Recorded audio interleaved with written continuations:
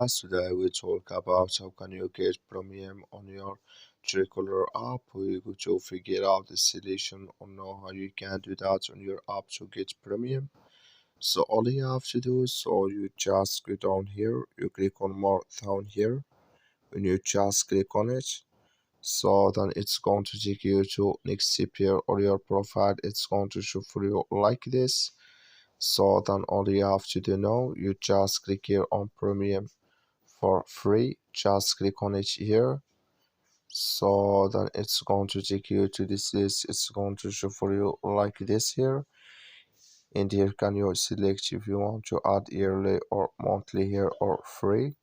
So that's all you have to do to get premium. Just click here on free here, and here can you watch a video to get 1 day free, or here invite a friend to get 1 month free.